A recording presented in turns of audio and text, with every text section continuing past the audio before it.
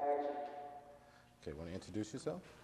I'm Robert Martin, one of the Tuskegee Airmen, a pilot in the 100th Fighter Squadron of the 332nd Fighter Group.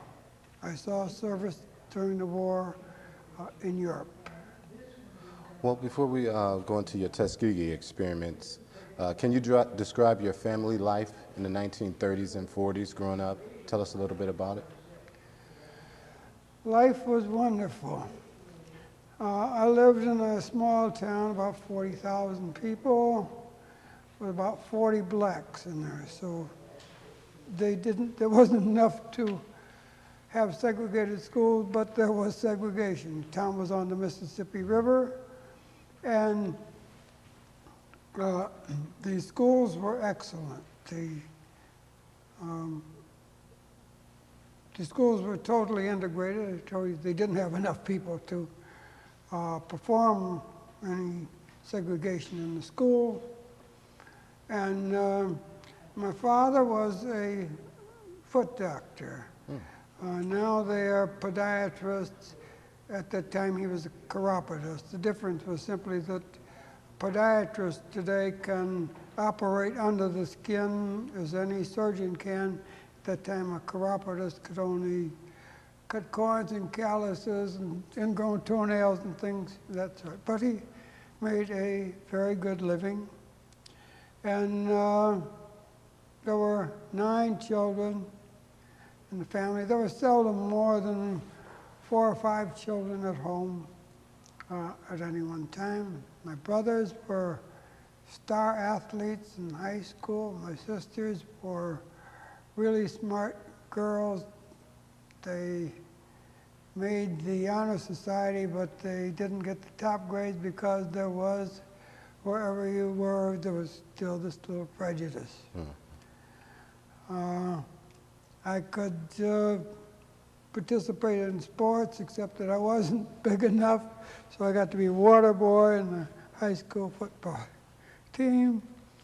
I did what all the other kids did in hometown. I swam in the same creek, in the same river, Mississippi River. I ski jumped. I hunted. There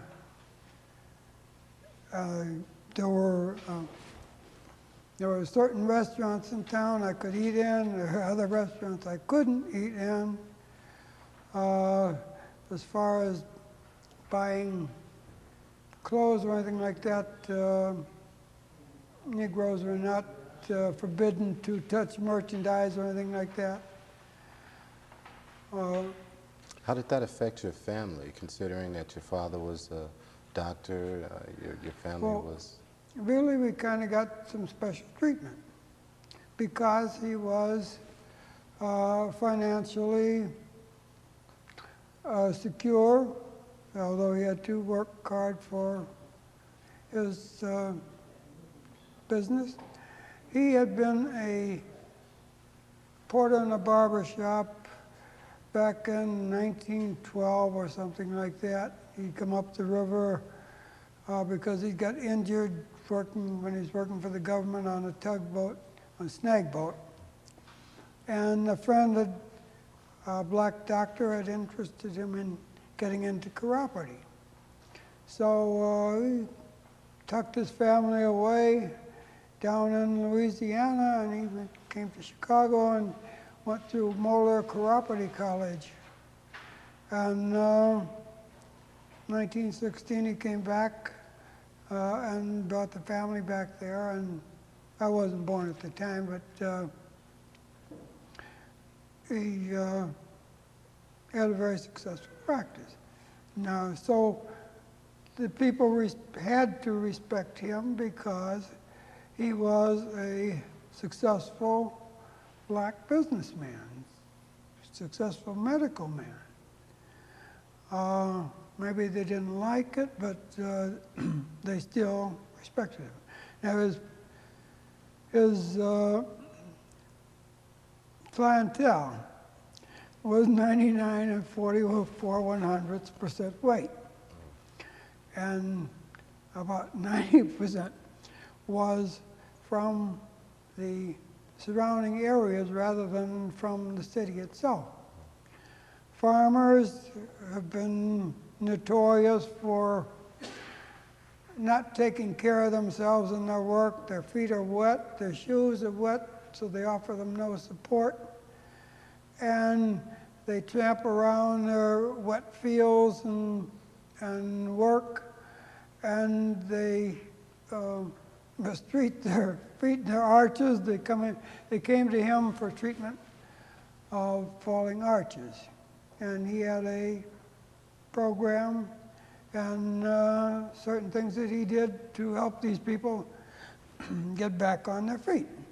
And he, as I said, did a very good business. Now during the Depression even, his business was good. Farmers would come to town and say, "Doc, I haven't got any money, my feet are killing me."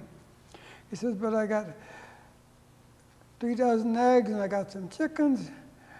Can we do some business?" And my father, with 5 or 6 children to feed, said, "Yes, we can do some business." So during the Depression, we got sick of eating chicken. I mean, that's just a figure of speech, but we were well fed, clothed. He owned his home, and there were only a couple other black families who owned their home in Dubuque. How did you become a part of the military? Well, I went to college in Ames, Iowa, in 1938. And in 1940, a program opened up, the civilian pilot training program. And of course, I jumped at it. Now, while I was growing up, I was a Boy Scout. And the Boy Scouts of the city were requisitioned to an air show to keep the civilians from running out on the airfield and walking into a propeller or damaging an airplane anyway. And after the show was over, the air show it was over, I got my father to come out to the airfield and pay for a ride in a Ford Trimotor. Now, I tell you, I was a Boy Scout, and of course, being courteous and black, I didn't jump to the front of the line, but I was the last one on the plane. The only seat left was the co-pilot seat. So that's fine with me. I'm up there, I can see straight ahead. And the pilot started up the engines and buckled our seat in, and he pulled a wire down and touched me and shocked me. And of course I jumped. He said, "You're going to be a pilot." Well, I didn't know it for sure, but it eventually turned out. Another thing was, when I was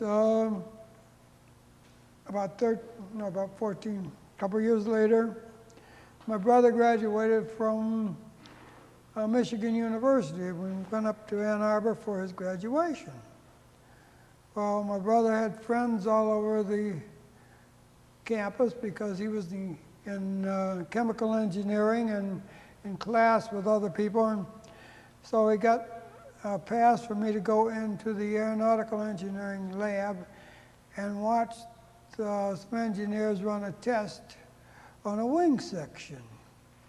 And I watched this little section of the wing in a wind tunnel. And this was really intriguing. And I told my dad, "I want to be an aeronautical engineer." Of course, he said, "Oh." Well, another thing I was doing was shining shoes in the barber shop. And this barber shop had all kind of magazines in it. Bill Barnes magazine, G8 and his Flying Aces. And I was reading them when I wasn't shining shoes because I wasn't making that much money shining shoes, but time had to be passed. And so I decided I wanted to be a pilot from that. How did you become aware of the Tuskegee Airmen? Were you recruited by anyone? Or? Well, no one recruited Tuskegee Airmen. Well, I went through this civilian pilot training program in college. And then came the war, and of course I wanted to be in the Air Corps, the greatest service in the world, the U.S. Air Corps. Be a pilot, commissioned, silver wings, do or die, go down in flames, all that was part of the allure, yes. No one recruited blacks for the Air Corps. I mean, they just weren't there. I mean, when I took the exam to be a pilot, I finished with one of the high scores of the day. And guys looked, all these white guys looked at me with envy, and they said, well, you go back, you'll hear from us. Well, I went back, and I didn't hear from them.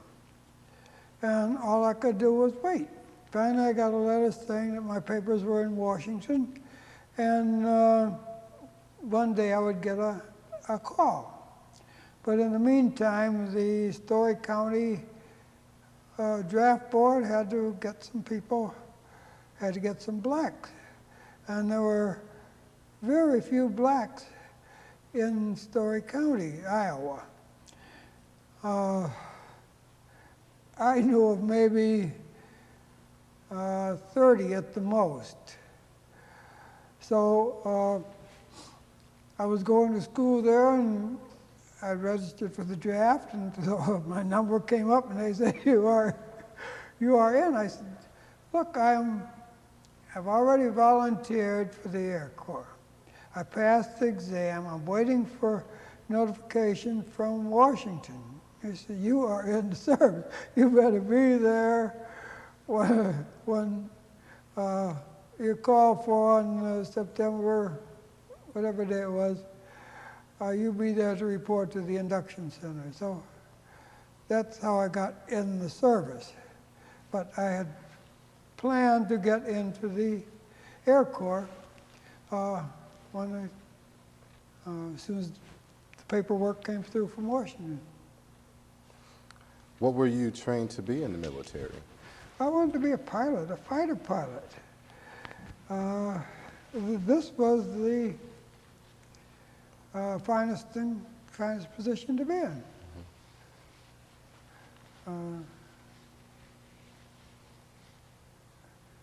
It wasn't, yes, there was duty to the country, but as a fighter pilot, there was a life to be lived, and that was what I was after. How were you treated by the other officers, cadets? I was treated fine. That question is a little bit wrong. When you are in the service, you are pulled in to an organization which is filled with people who have the same dream that you have. Now, they cannot harm you. They cannot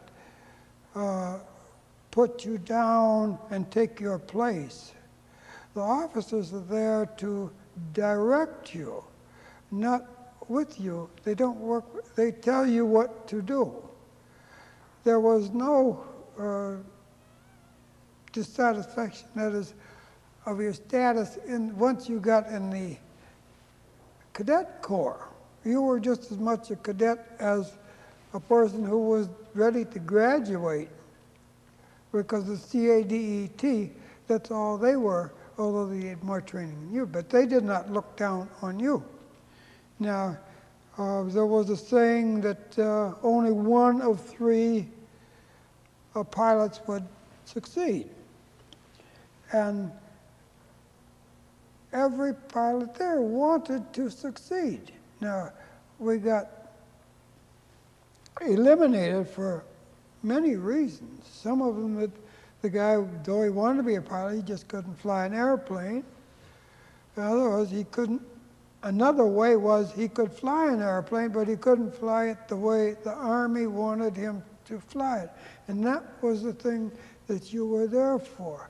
Not to fly the way you wanted to fly, but to fly precisely the way the Army wanted you to fly. Okay, you had ground school where they gave you very good instruction. And it was up to you to study and learn and pass the examinations. Now, if you had problems with that, you might appeal to your buddy. How does this work? I don't understand this. Can you help me get through it? Fine, he could help you there. But he couldn't help you in that airplane with the instructor pilot telling you to do this and that. Or he might tell you how he did such and such a maneuver, but he really couldn't help you in the air to pilot this particular airplane. That was up to you. Okay, we also believe that there was a quota. The quota was based somehow on the number of white pilots which were graduated from the white flying schools. Now, they went into those schools by the hundreds, whereas we went into Tuskegee flying set up by the 50s at the most at this period of time. And the commanding people, the school, that was the man. And any pilot who made it through training, he had beat the man. And no one was trying to, none of your fellow trainees was working to keep you from getting your wings and keeping you from succeeding. Does that answer your question there?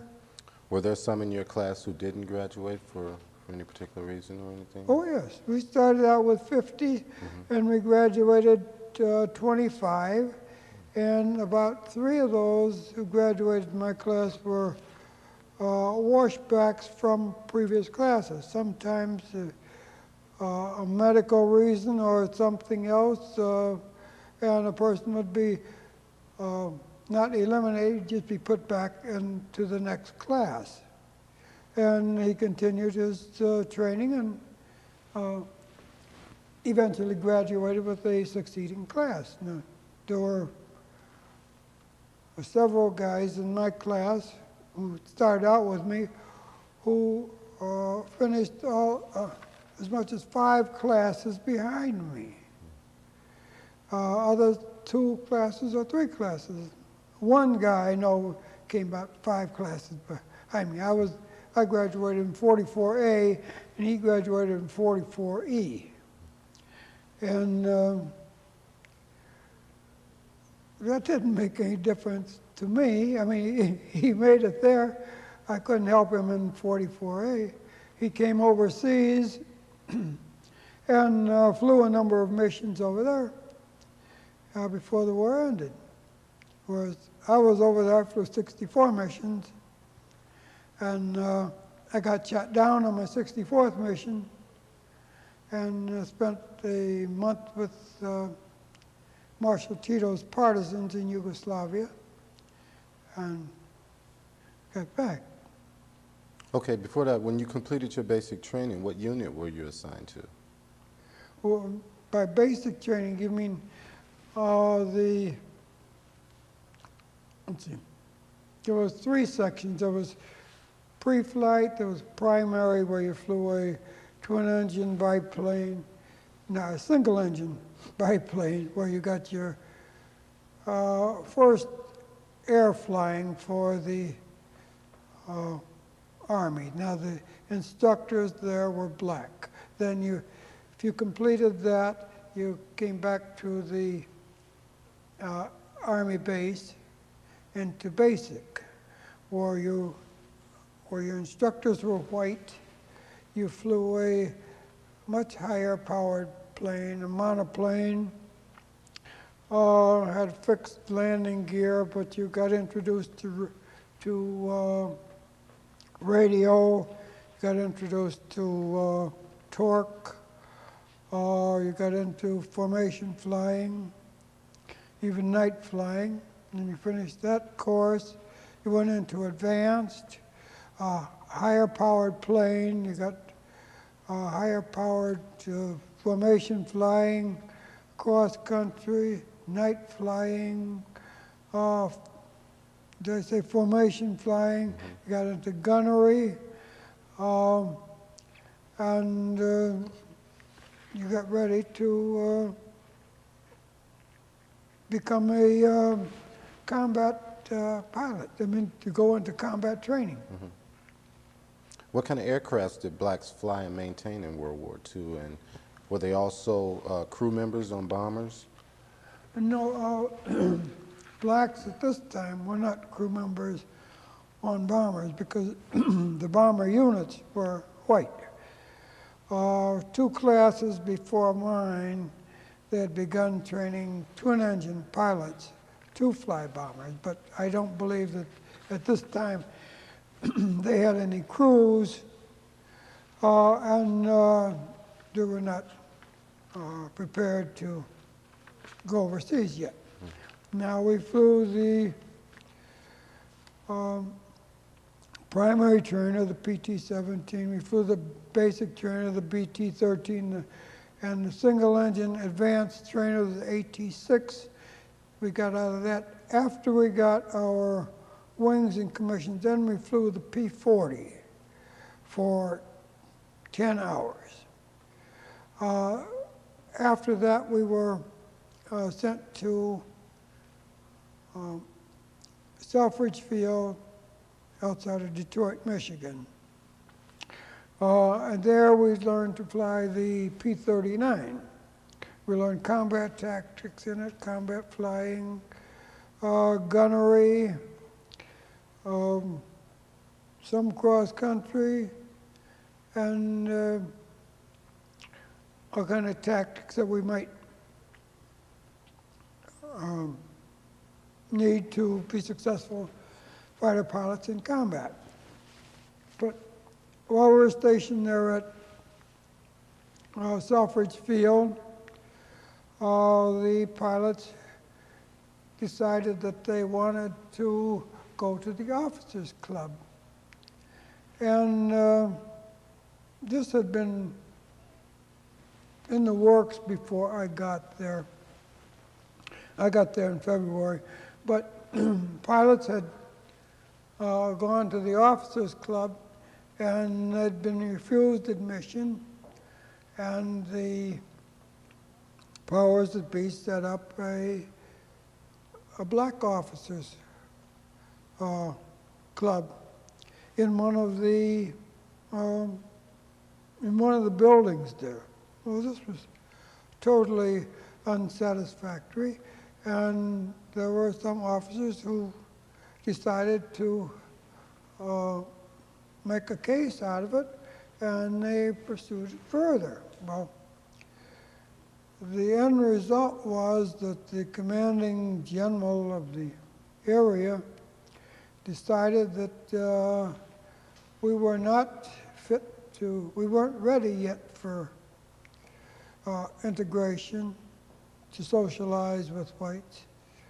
We were not to go into this officers' club, the Loughbury Hall, and he picked us up, the entire unit, I think it was the 553rd Fighter Training Group. I think that was the designation. Anyway, he moved the whole school down to Walterboro, South Carolina. Well, we went down there in May, and in June, I was shipped overseas. But problems were arising down there at Walterboro from the day that we got there. They put us on a train outside Detroit, and 3 days later they let us off the train in Walterboro, South Carolina. And there were guards stationed there to keep us from like running away or something like that. Then we sat around there for a week with nothing to do.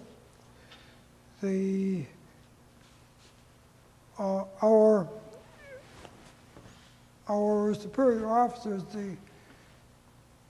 were combat veterans. They'd come back to teach us more combat tactics. And they were not even allowed to fly the planes from Detroit, from Selfridge Field down to Walterboro.